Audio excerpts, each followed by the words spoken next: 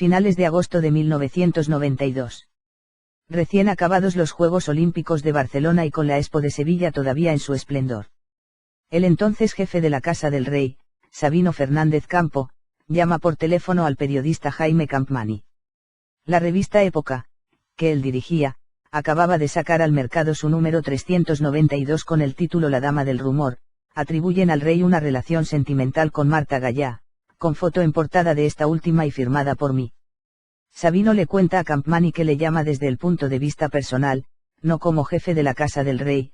Mira, Jaime, te llamo desde el punto de vista humano, la reina está rota, no para de llorar, no hay persona que pueda consolarla.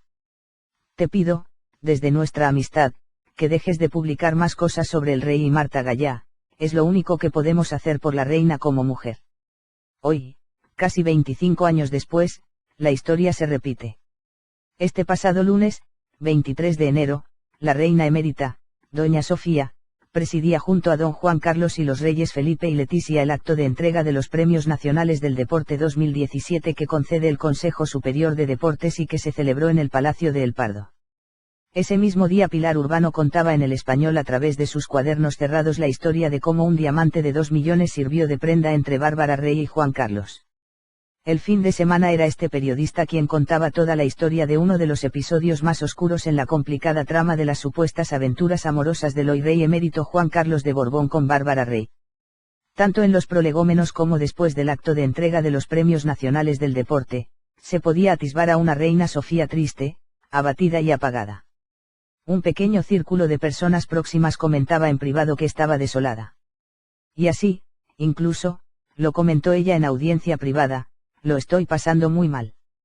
Se refería a la aparición de nuevo en los medios de comunicación de los amoríos del rey Juan Carlos. Hoy, la reina se refugia cada vez más en su propia familia, siempre tan unida y ahora protectora de doña Sofía, su hermano Constantino, su hermana Irene y su prima Tatiana. Reside sola en España e intenta llevar con el mayor temple posible el revuelo mediático, aunque no siempre lo consigue. No tiene confidentes en Madrid, no se la ve nunca con la infanta doña Pilar. Y apenas vaya a Londres. Sus hermanos Irene y Constantino no residen ya en la capital británica. Ahora sus pequeñas escapadas, que le sirven para sobrellevar la situación, las realiza a Atenas. Allí dicen que el millonario armador Domicos le reserva una suite en el Hotel Grande Bretaña, el más lujoso hotel de la capital helena en la Plaza Sintagma. También viaja discretamente a Suiza, donde además de poder ver a sus nietos y a su hija, la infanta Cristina, reside su prima Tatiana, su gran apoyo. No es la primera vez, afirman quienes la conocen, que ha sufrido tanto, está acostumbrada a estos escándalos. Pero en la intensa vida amorosa de don Juan Carlos lo más difícil es diferenciar el rumor de la realidad, habida cuenta de los infinitos rumores que han circulado durante años apuntando nombres tan variopintos como Nadiuska, Rafaela Carrá, Paloma San Basilio o hasta Sara Montiel, sin olvidar algo tan absolutamente improbable como un posible flirteo con Diana de Gales, sin duda, fruto de fantasías muy fértiles. Pero las relaciones con Marta Gallá, Bárbara Rey y la princesa Karina Zusein-Wittgenstein han sido más que suposiciones. Durante muchos años, la decoradora Marta Gallá formó parte del núcleo duro de amistades que rodeaban al rey don Juan Carlos en Mallorca, junto al príncipe Chocotua y su entonces mujer Marieta Salas o el aristócrata escritor José Luis de Villalonga. Un grupo en el que el primer requisito era la discreción, y en el que entraban y salían otros amigos dependiendo de su prudencia. Cualquier filtración o rumor era suficiente para que se le expulsara del mismo. En este punto Marta Gallá siempre lo ha cumplido a rajatabla. Siempre ha sido muy difícil captarla en cualquier acto público junto al monarca. Hija de una acaudalada familia mallorquina con recursos económicos propios, se casó muy joven con un ingeniero de renombre, de quien tiene una hija y del que se divorció al poco tiempo. Conoció a don Juan Carlos en 1978 y su relación más íntima comenzaría más tarde, a finales de los años 80, aunque su nombre no saltaría a la prensa hasta 1990, tras un cúmulo de circunstancias. El primer medio en publicar algo sobre el amor mallorquín del rey fue la revista Tribuna, dirigida por el fallecido periodista Julián Lago, aunque muy solapadamente. El rey empezó a perder la cabeza por la catalana Marta Gallá, una mujer alta y esbelta, de ojos verdes, una profesional seria, una señora respetable, 7 años más joven que el rey y residente en la isla de Mallorca todo el año, en un lujoso chalet en La Mola. Por entonces don Juan Carlos acababa de entrar en la cincuentena. Tras más de 25 años de matrimonio con la reina Sofía, y una lista de amantes a la cual nadie se aventura ya a poner cifras, empezó a pasar muchos fines de semana con ella y otros periodos no vacacionales. El monarca empezó a descuidar las obligaciones familiares incluso, las oficiales. En un principio sus encuentros eran protegidos con gran cautela, los periodistas que cubríamos la información en Mallorca siempre estábamos atentos a cualquier salida de don Juan Carlos, pero públicamente nunca se le vio con Marta. Fue la atracción que tenía el uno por el otro lo que hizo que el secreto durara poco. Fue el viernes 29 de junio de 1990, con ocasión de las regatas de la Copa del Rey, cuando don Juan Carlos ofreció en el Beach Club de Mallorca una cena en honor de Karime Khan y de Alberto de Mónaco. Allí saltó la sorpresa. La reina Sofía fue una de las primeras personas en enterarse.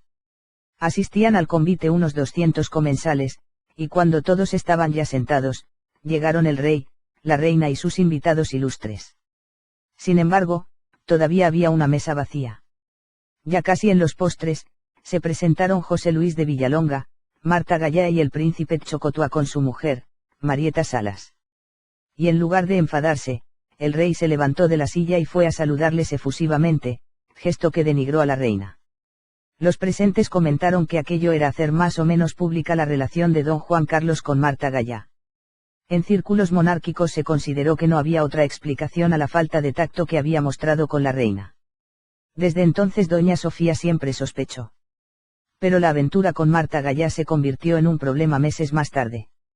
En primer lugar, porque las relaciones del monarca siempre habían sido más breves e intermitentes, y esta empezaba a tener más intensidad y duración.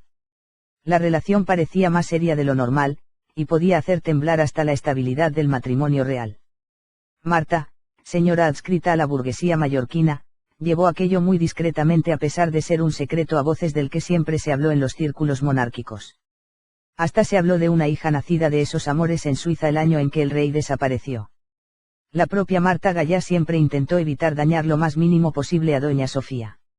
Los encuentros tenían lugar preferentemente en Mallorca, en Gstaad, Suiza, o en París, donde ella se instalaba en casa de José Luis de Vilallonga y de su segunda esposa Siliane a la espera de ser llamada por su majestad. Pero la relación empezó a tener consecuencias políticas y se convirtió en un serio conflicto cuando el rey desapareció del mapa. Fue el expresidente socialista Felipe González, quien el 18 de junio de 1992 a la pregunta de un periodista sobre el nombramiento del ministro que sustituiría en Asuntos Exteriores a Francisco Fernández Ordóñez, tras la renuncia de este el 2 de junio de 1992, apenas 2 meses antes de su fallecimiento, quien levantó las sospechas, no he podido hacerlo porque el rey no está. Pero don Juan Carlos no tenía ningún viaje previsto en la agenda oficial. La excusa fue que el monarca estaba en Suiza para someterse a un chequeo rutinario.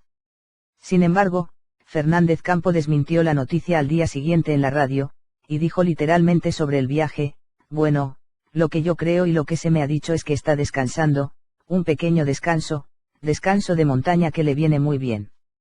La opinión pública ya dudaba y se produjeron todo tipo de suspicacias. Otra vez Sabino Fernández Campo entró en escena y recomendó a don Juan Carlos que volviera rápidamente a España. El rey se encontraba en Suiza, en una localidad próxima a Saint-Moritz, junto a Marta Gallá y su amigo el príncipe Chocotua, para animar a la decoradora catalana que había sufrido una crisis de ansiedad tras vivir en directo la muerte en accidente de coche de los amigos de ambos, el propietario de la compañía Spantax, Rudy Bay, y de su compañera Marta Yairad.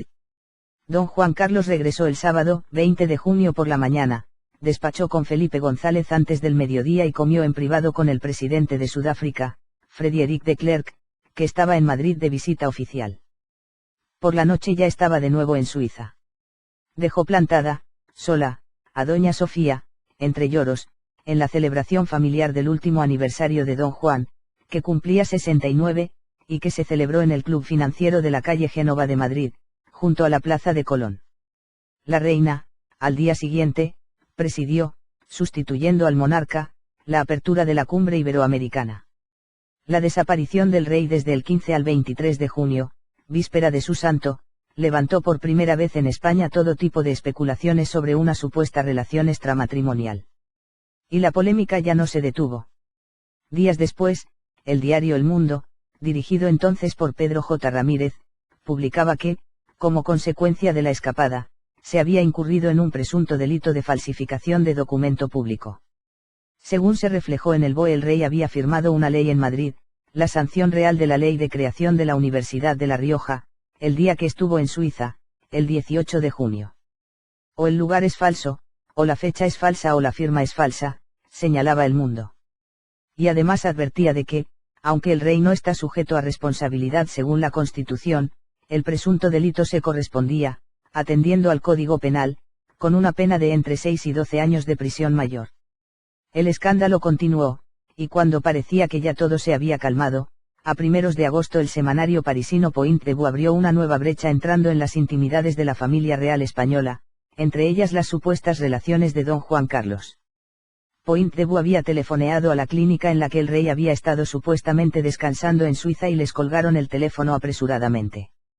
Días más tarde, el 18 de agosto de 1992, la revista italiana Agli publicaba un reportaje sobre las relaciones del rey con Marta Gallá. Al día siguiente, lo reproducía El Mundo en una nota de portada, ampliada con más información en el interior. El reportaje de El Mundo provocó las iras del rey Juan Carlos. Pero escasos días después salía publicado en la revista Época, en portada, la foto de Marta Gallá con un titular contundente: atribuyen al rey una relación sentimental con Marta Gallá. La confirmación pública de esta supuesta amistad provocó un terrible abatimiento en la reina doña Sofía, algo similar a lo que ha ocurrido actualmente tras la aparición de nuevo en la prensa de su relación con la vedette Bárbara Rey. Los servicios secretos españoles acusaron al exbanquero Mario Conde de la filtración, que en el caso de Bárbara Rey también estuvo de por medio.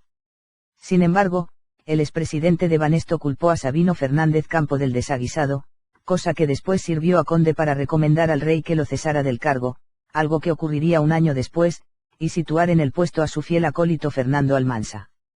Después de ese verano tumultuoso, Marta Gallá dejó de aparecer en las primeras planas de la prensa española. Marta vive actualmente a medio camino entre su piso en un barrio céntrico de Madrid y su apartamento en Palma. Viaja a menudo a Miami con su amigo el galerista mallorquín Joan Guaita. Parte del verano se aleja de Mallorca y suele pasarlo con el matrimonio Vergareche en las islas griegas. Las otras relaciones del rey. En las relaciones personales del hoy rey emérito cabe diferenciar tres épocas claramente marcadas. La primera, los años de su vida entre Estoril y Madrid previos a su matrimonio. Años que incluyen desde los primeros devaneos de la adolescencia con jóvenes de su entorno, como una de las hijas de la familia Pasie de Andrade, hasta con la bella, avanzada y moderna aristócrata belga Chantal Staki-Decky, hija del conde Staki-Decky, luego casada y divorciada del español Alberto Coronel y ahora dueña de una tienda de tono en Estoril. O su sonadísimo romance, de fuerte carga sexual, con Olguina Nicoulis de Robilant. De él anduvieron enamoriscadas las princesas Isabelle y Helen de Orleans, hijas de los condes de París, pero aquello, como el romance real y continuado en el tiempo con la princesa María Gabriela de Saboya, fueron seguramente relaciones más platónicas y dentro del orden de lo conveniente en los circuitos regios que otra cosa. La relación con la frívola Olguina Nicoulis de Robilant duró hasta su boda con doña Sofía en 1962. Según los especialistas en Casa Real, ninguno de aquellos amoríos debió de ser exclusivo sino simultaneado. También se habló por entonces de la bella Charo Palacios, luego condesa de Montarco y musa de Helio Beranger, de quien se dice que durante años tuvo una gran influencia sobre él, aunque sus amoríos fueron en los tiempos de Estoril. La segunda época es la que va desde su matrimonio con la reina hasta la muerte de Francisco Franco. Fueron años sin duda más sobrios pues el dictador, que tenía al príncipe sometido a un estricto control, no hubiera permitido devaneos de ese tipo. Dicen que lo que pudiera haber por entonces habría tenido lugar con más probabilidad en viajes fuera de España. A eso hay que añadir la parca economía de los príncipes en aquellos años. La tercera época es la que comienza con el reinado y la libertad de acción que eso le permitió en base a su código moral. La primera gran quiebra de la pareja tuvo lugar en enero de 1976 cuando doña Sofía, aparentemente enterada de una sonada infidelidad, se marchó a la India llevándose con ella a sus 3 hijos permiso explícito del gobierno. Aquello dio lugar a una gran rumorología, y se cubrió bajo la pantalla de un viaje de la reina y sus hijos a la ciudad de Madrás para visitar allí a su madre la reina Federica de Grecia. Parece que aquella marcha de la reina se debió a una relación del rey con una folclórica, que podría haber sido Sara Montiel. Las relaciones más consistentes. Pero las tres relaciones importantes de las que se tiene constancia, por ser las que se mantuvieron por más largo tiempo, son las conocidas, Bárbara Rey, Martha Gallá y Carina Zusein-Wittgenstein. Algunos han hablado de la periodista inglesa Selina Scott, pero para los especialistas en la Casa Real aquello fue más un tonteo que algo serio. El encuentro tuvo lugar cuando ella vino a España para filmar un documental sobre la vida de los reyes. Selina venía recomendada por el rey Constantino de Grecia, que es quien le abrió las puertas de Zarzuela pues, se dice, era él quien había tenido algún affair con ella. Cuando Scott consiguió el permiso de la Casa Real para realizar la entrevista de la que resultaría un documental sobre el rey, nunca imaginó que llegaría a mantener una relación tan cercana con don Juan Carlos. El que fuera jefe de la Casa Real, Sabino Fernández Campo, había desaprobado el citado documental de Scott para la televisión británica. De hecho, llegó a decir, sin duda el vídeo es un gran éxito para la reportera Selina Scott, pero no lo es para la familia real. Sin embargo, por entonces Fernando Almansa era ya el jefe de la Casa Real en sustitución de Fernández Campo y no hubo problema. Lo cierto es que la atractiva e inteligente periodista mostró a un rey, que coqueteaba con la periodista, lo que desató todo tipo de rumorologías. La primera relación seria del monarca fue con Bárbara Rey, antes que con Martha Gallá. Comenzó a principios de la transición. Se hicieron amigos por medio de Adolfo Suárez, otro amigo de la entonces vedette en una etapa en la que ella apoyaba al líder de UCD. La relación, iniciada a comienzo de los años 80, continuó de manera intermitente a lo largo de muchos años, hasta que un buen día, en el mes de junio de 1994, don Juan Carlos, con frases amables, le hizo saber que la historia había acabado. Pero Bárbara no estaba dispuesta a pasar página tan fácilmente, y más de 2 décadas después siguen saliendo más detalles a la luz.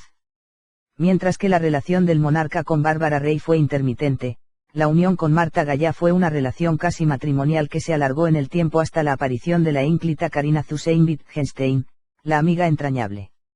La princesa alemana, de soltera Carina Larsen, y don Juan Carlos se conocieron en una cacería en Ciudad Real, en el año 2004.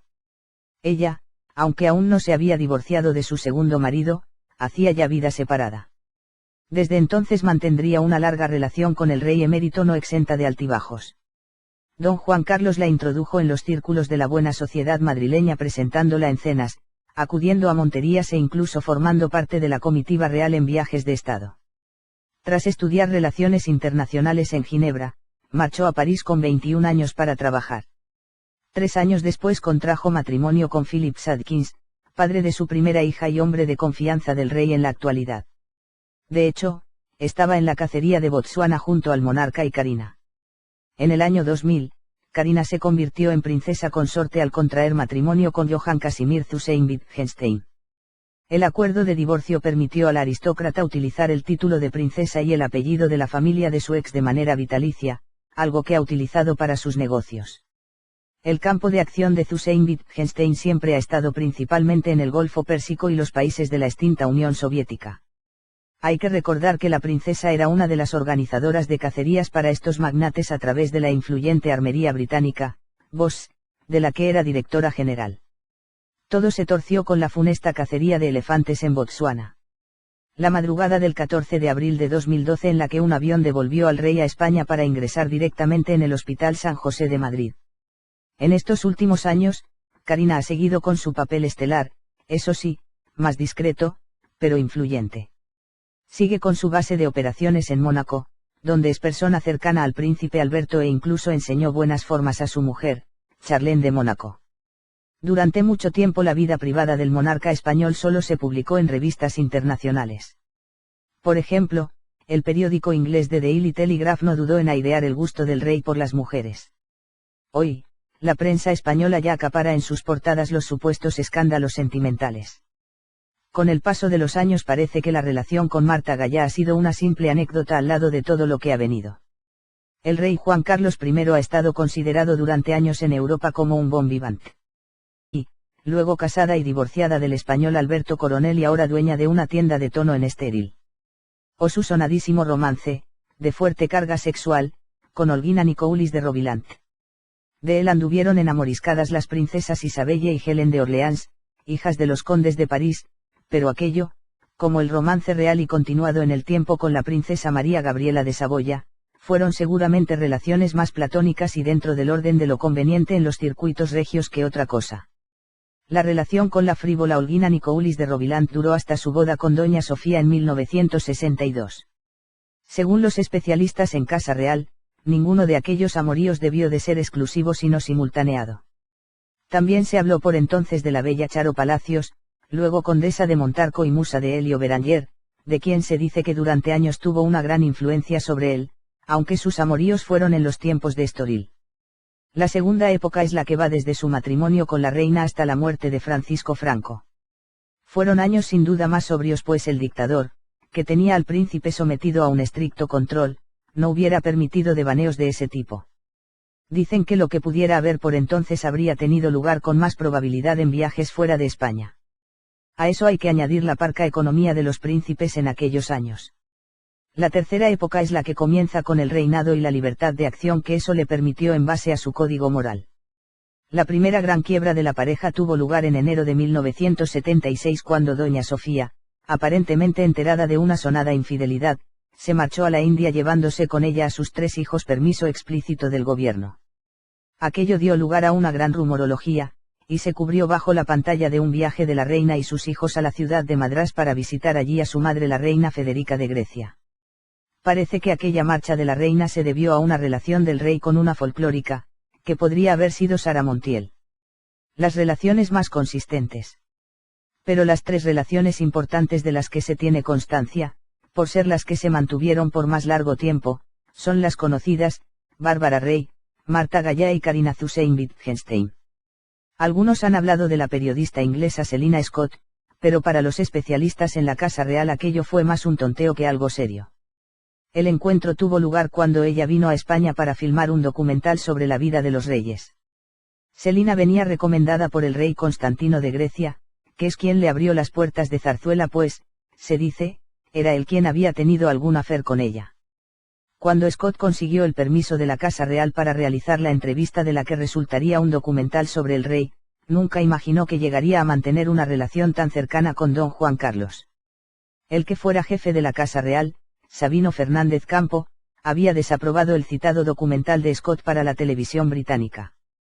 De hecho, llegó a decir, sin duda el vídeo es un gran éxito para la reportera Selina Scott, pero no lo es para la familia real. Sin embargo, por entonces Fernando Almansa era ya el jefe de la Casa Real en sustitución de Fernández Campo y no hubo problema. Lo cierto es que la atractiva e inteligente periodista, hombres tan variopintos como Nadiuska, Rafaella Carrá, Paloma San Basilio o hasta Sara Montiel, sin olvidar algo tan absolutamente improbable como un posible flirteo con Diana de Gales, sin duda, fruto de fantasías muy fértiles. Pero las relaciones con Marta Gallá, Bárbara Rey y la princesa Carina Hussein Wittgenstein han sido más que suposiciones. Durante muchos años, la decoradora Marta Gallá formó parte del núcleo duro de amistades que rodeaban al rey don Juan Carlos en Mallorca, junto al príncipe Chocotua y su entonces mujer Marieta Salas o el aristócrata escritor José Luis de Villalonga. Un grupo en el que el primer requisito era la discreción, y en el que entraban y salían otros amigos dependiendo de su prudencia. Cualquier filtración o rumor era suficiente para que se le expulsara del mismo. En este punto Marta Gallá siempre lo ha cumplido a rajatabla. Siempre ha sido muy difícil captarla en cualquier acto público junto al monarca. Hija de una acaudalada familia mallorquina con recursos económicos propios, se casó muy joven con un ingeniero de renombre, de quien tiene una hija y del que se divorció al poco tiempo. Conoció a don Juan Carlos en 1978 y su relación más íntima comenzaría más tarde, a finales de los años 80, aunque su nombre no saltaría a la prensa hasta 1990, tras un cúmulo de circunstancias. El primer medio en publicar algo sobre el amor mallorquín del rey fue la revista Tribuna, dirigida por el fallecido periodista Julián Lago, aunque muy solapadamente.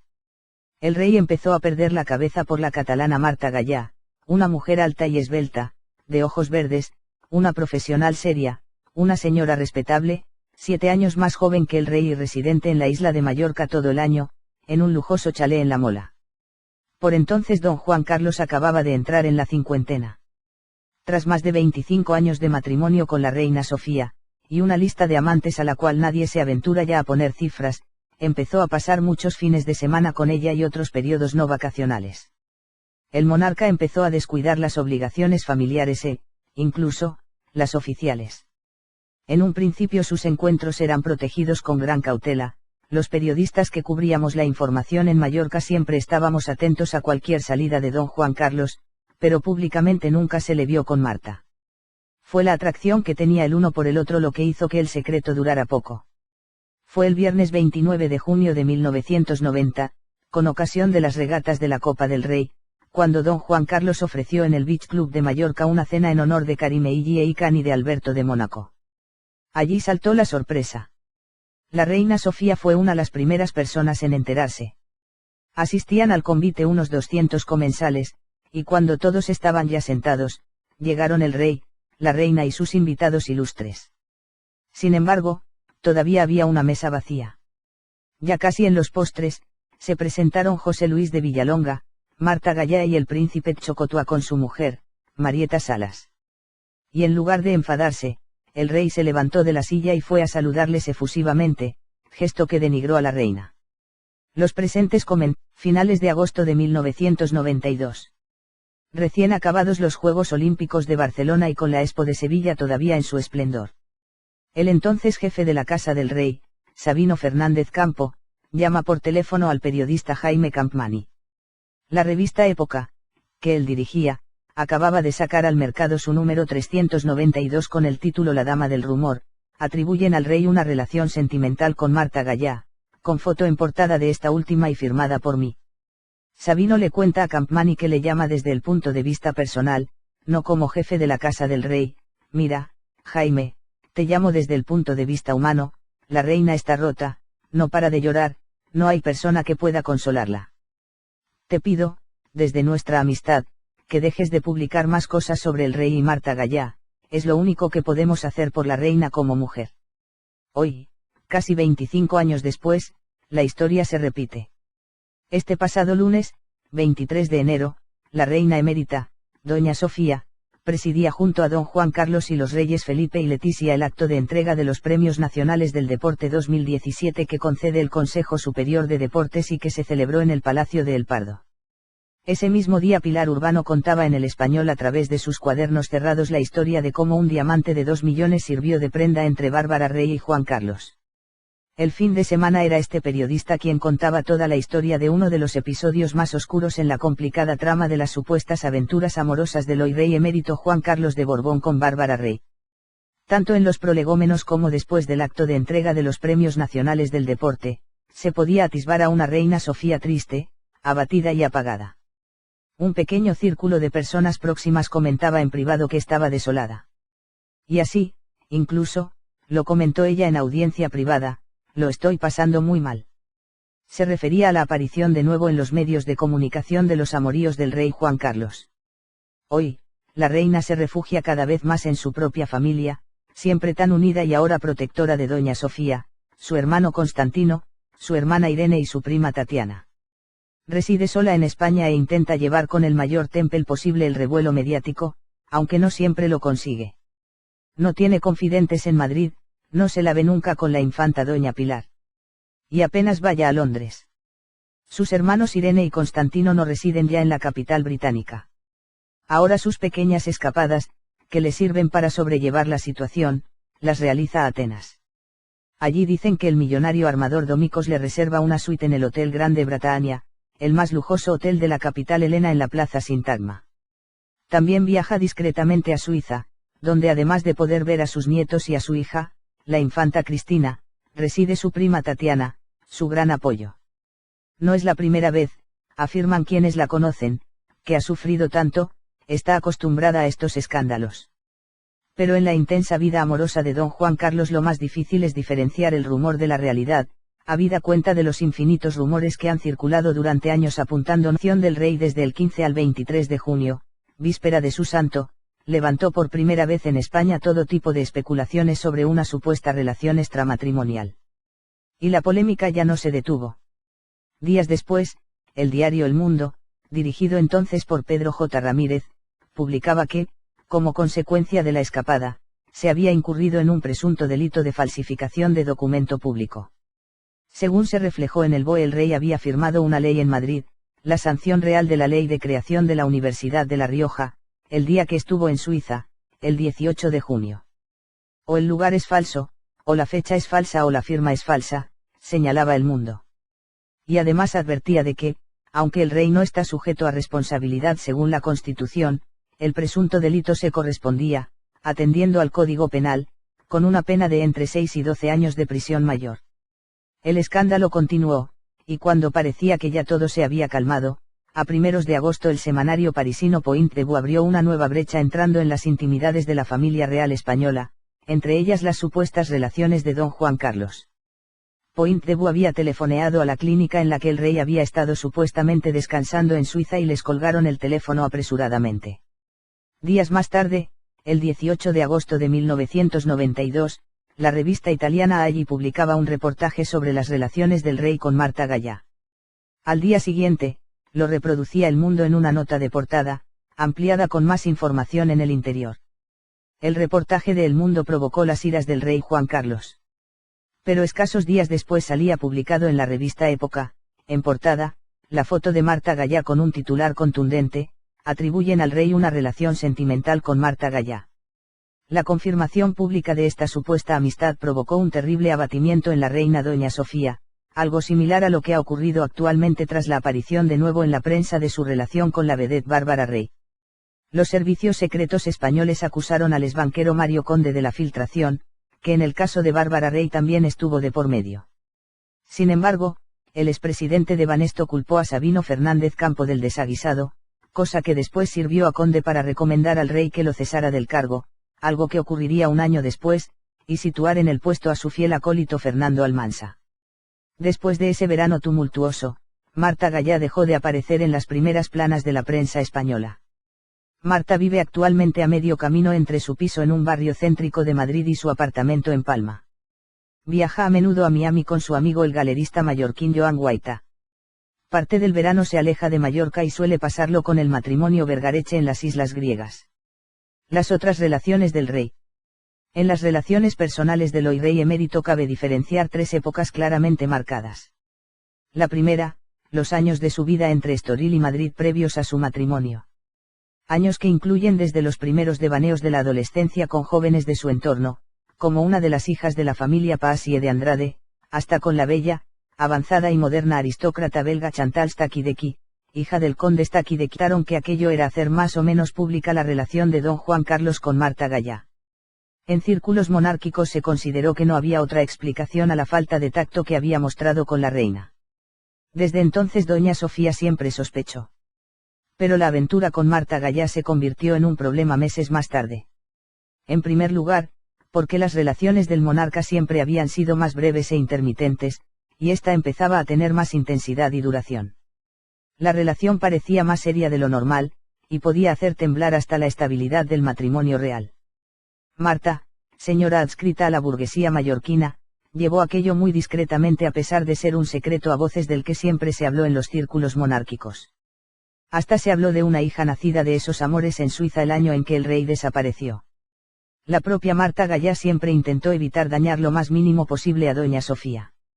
Los encuentros tenían lugar preferentemente en Mallorca, en Gstaad, Suiza, o en París, donde ella se instalaba en casa de José Luis de Vilallonga y de su segunda esposa Siliane a la espera de ser llamada por su majestad. Pero la relación empezó a tener consecuencias políticas y se convirtió en un serio conflicto cuando el rey desapareció del mapa. Fue el expresidente socialista Felipe González, quien el 18 de junio de 1992 a la pregunta de un periodista sobre el nombramiento del ministro que sustituiría en Asuntos Exteriores a Francisco Fernández Ordóñez, tras la renuncia de este el 2 de junio de 1992, apenas 2 meses antes de su fallecimiento, quien levantó las sospechas: no he podido hacerlo porque el rey no está. Pero don Juan Carlos no tenía ningún viaje previsto en la agenda oficial. La excusa fue que el monarca estaba en Suiza para someterse a un chequeo rutinario. Sin embargo, Fernández Campo desmintió la noticia al día siguiente en la radio, y dijo literalmente sobre el viaje: bueno, Lo que yo creo y lo que se me ha dicho es que está descansando, un pequeño descanso de montaña que le viene muy bien. La opinión pública ya dudaba y se produjeron todo tipo de suspicacias. Otra vez Sabino Fernández Campo entró en escena y recomendó a don Juan Carlos que volviera rápidamente a España. El rey se encontraba en Suiza, en una localidad próxima a Saint-Moritz, junto a Marta Gallá y su amigo el príncipe Chocotua, para animar a la decoradora catalana que había sufrido una crisis de ansiedad tras vivir en directo la muerte en accidente de coche de los amigos de ambos, el propietario de la compañía Spantax, Rudy Bay, y de su compañera Marta Yairad. Don Juan Carlos regresó el sábado, 20 de junio por la mañana, despachó con Felipe González antes del mediodía y comió en privado con el presidente de Sudáfrica, Frederick de Klerk, que estaba en Madrid de visita oficial. Por la noche ya estaba de nuevo en Suiza. Dejó plantada, sola, a doña Sofía, entre lloros, en la celebración familiar del último aniversario de don Juan, que cumplía 69, y que se celebró en el Club Financiero de la calle Génova de Madrid, junto a la Plaza de Colón. La reina, al día siguiente, presidió, sustituyendo al monarca, la apertura de la cumbre iberoamericana. La desaparición